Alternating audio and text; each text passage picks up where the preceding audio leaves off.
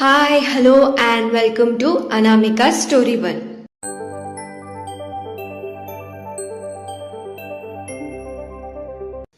ఇవాళ మనం వినబోయే కదా మీరా చాప్టర్ 116. ఆలస్యం చేయకుండా కథలోకి వెళ్ళిపోదాం.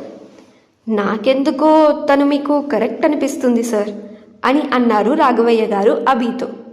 అభి ఇది విని తన కళ్ళు చిన్నవి చేసుకొని మరీ రాఘవయ్య గారిని చూశారు. అంటే మరి తనకి తన అన్నయ్య అంటే ప్రాణం. సో తను మీ చెల్లితో ఉన్న ఎమోషన్ని అర్థం చేసుకుంటుంది. అలాగే తనకి అమ్మా నాన్న లేరు. ఆ ప్రేమ ఏంటో కూడా తనకి అర్థమవుతుంది. ఆ ప్రేమను మీకు అందిస్తుంది. అంతేకాకుండా చదువుకొని వచ్చిన పిల్ల మీ ఉద్యోగం ఏంటో కూడా అర్థం చేసుకుంటుంది. అంతకన్నా ఇంకేం కావాలి సార్ అని అన్నారు రాఘవయ్య గారు. మా పిన్ని మీకు ఫోన్ చేసి నన్ను కన్విన్స్ చేయమని బాగానే హితబోధం చేసినట్టుంది కదా అని అన్నాడు అభి. మీకు తెలియందేముంది సార్ మీ పిన్ని గురించి. వయసులో మీ ఇద్దరి మధ్య అంత గ్యాప్ లేదు. పిన్ని కొడుకుల రిలేషన్షిప్ కన్నా ఫ్రెండ్షిప్ ఎక్కువ మీ మధ్య. అందుకనే తను మీ గురించి ఇంత ఆలోచిస్తుంది.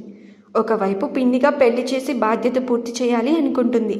అలాగే ఒక మంచి స్నేహితురాలుగా మీరు కూడా లైఫ్లో సెటిల్ అవుతే బాగుంటుంది అని అనుకుంటుంది.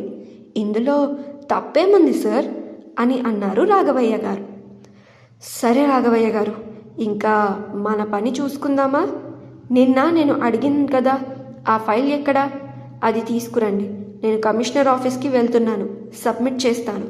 అలాగే ఆ అక్కన్న రాజనల ఎఫ్ఐఆర్ కోర్టులో సబ్మిట్ చేశారా అని అడిగారు మాట మారుస్తూ అభి.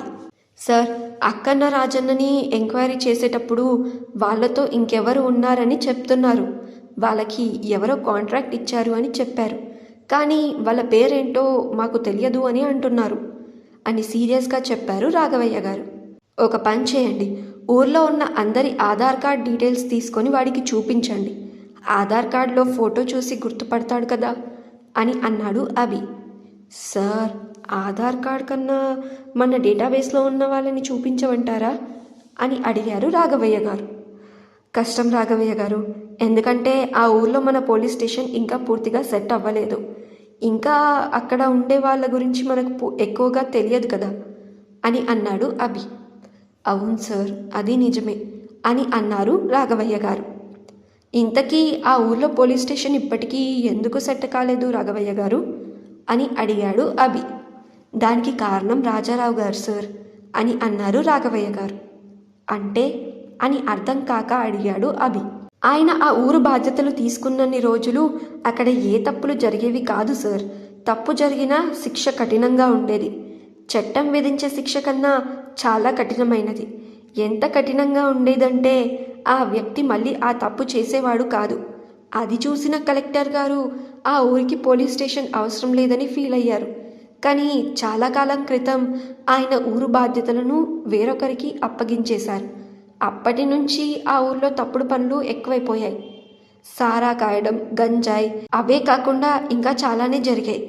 అందుకనే కలెక్టర్ గారు అది దృష్టిలో పెట్టుకొని పోలీస్ స్టేషన్ని పెట్టాలనుకున్నారు. కానీ అక్కడ పని చేయడానికి ఎవరూ ఒప్పుకోలేదు. అందుకని ఇంకా అక్కడ సెట్ అవ్వలేదు సార్ అని అన్నారు రాఘవయ్య గారు. సరే, నేను కమిషనర్ గారితో మాట్లాడతా. ఆ ఊర్లో పోలీస్ స్టేషన్ని నా అండర్లోకి తీసుకొని దాన్ని సెట్ చేస్తాను.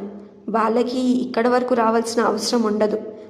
అలాగే తప్పు జరగకుండా కొన్ని ముందు జాగ్రత్త చర్యలు కూడా తీసుకోవచ్చు అని ఆలోచిస్తూ అన్నాడు అభి. సార్, ఆ ఊర్లో బంగారాజ్ అని ఒకడున్నాడు. వాడి బామ్మర్ది మినిస్టర్ సార్ అని అన్నారు రాఘవయ్య గారు. అయితే అని పట్టించుకోనట్టే అన్నాడు అభి. వాడి వల్లే సార్ ఆ ఊర్లో ఇంకా పోలీస్ స్టేషన్ సెట్ అవ్వలేదు అని అసలు విషయం చెప్పారు రాఘవయ్య గారు. అంటే వాడు తప్పుడు మనిషా అని అడిగాడు అభి. అవును సార్, పక్కాగా తెలియదు కానీ ఊర్లో జరిగే తప్పుడు పనుల్లో అన్నిటి వెనక వాడి హస్తం ఎక్కడో ఒక చోట ఉంటుంది సార్. గంజాయి పెంచడం, సారా కాయడం, అమ్మాయిల వ్యసనపరుడు సార్. ఆ మినిస్టర్ అండ చూసుకొని ఇప్పటి వరకు ఇవన్నీ చేస్తూ ఉన్నాడు.